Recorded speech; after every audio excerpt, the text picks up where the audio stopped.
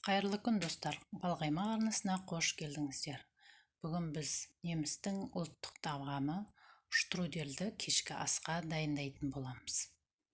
Ол үшін қазанымызға сұйық майымызды қыздырып алып, жуамызды және қызанағымызды, сәбізімізді, болса болгар бұрышын, тағы да кәдіні, баклажанды да қосып турап салуға болады.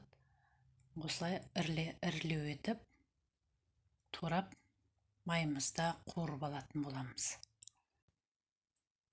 Міне біздің осылай жуамызбен сәбізіміз және помидорымыз қуырылып отырғанда үстіне бір ас қасық томат пастасын салып қуыратын боламыз. Мен осылай қатырып алам.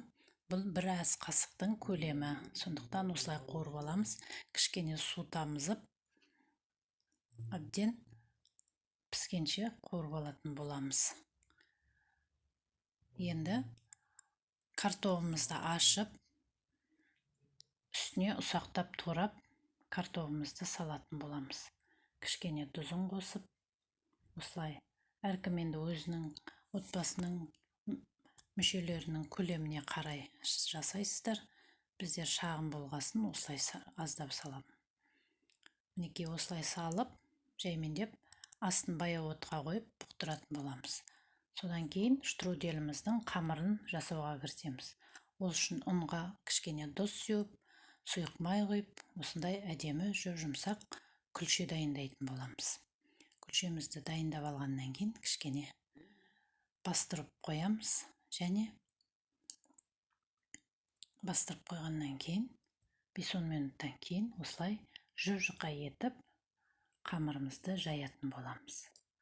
Қамырымызды жайып алғаннан кейін бетіне сұйық майды жағып шығатын боламыз. Осылай бәріне жеткізіп, жақсылап сұйық майымызды жағып шығамыз да, енді бетіне штруделіміздің салмасын салатын боламыз. Бұл менде тартылған ет. Сондықтан осы етімізді жұқа етіп, бір тегіс қылып қамырдың бетіне жайып шығатын боламыз. Егер менің осы видеом ұнаса, каналыма тіркеліп, лайк басып, пікір қалдыруды ұмытпаңыздар. Алда көптеген қызықты, өте керемет видеолармен бөлісіп отыратын боламын. Мінекей осылай біз штруделімізді орап алатын боламыз. Мінекей орап алғаннан кейін екі шетінде артық нандарын кесіп алып жібереміз. Және штрудельдерімізді осылай бөліктерге бөліп шығамыз. Осылай бөліктерге бөліп алғаннан кейін бұл штрудельдерімізді баяу отта қуырып алатын боламыз.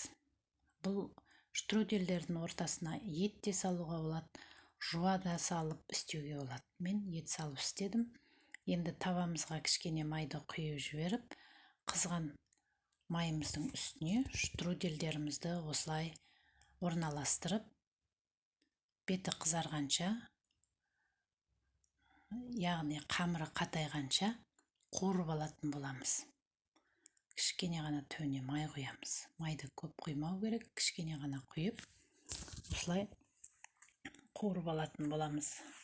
Мінекей біздің штрудельдеріміз осылай қызарып әдемі болып пісе бастайды.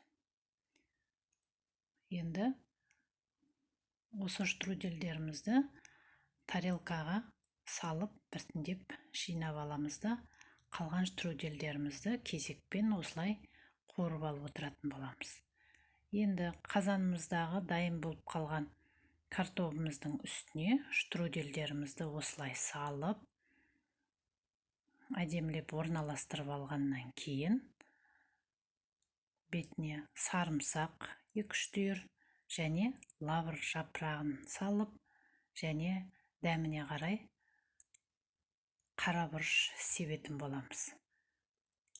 Және кішкене су құйып, қазанымызға батып тұрады, кішкене су құйып, қазанымызды 10-15 минутқа баяу отқа қойып қоятын боламыз. Мінекей біздің штрудельдеріміз осылай әдемі болып пісіп шықты. 10-15 минуттан кейін алып осылай тарелкаларға салып,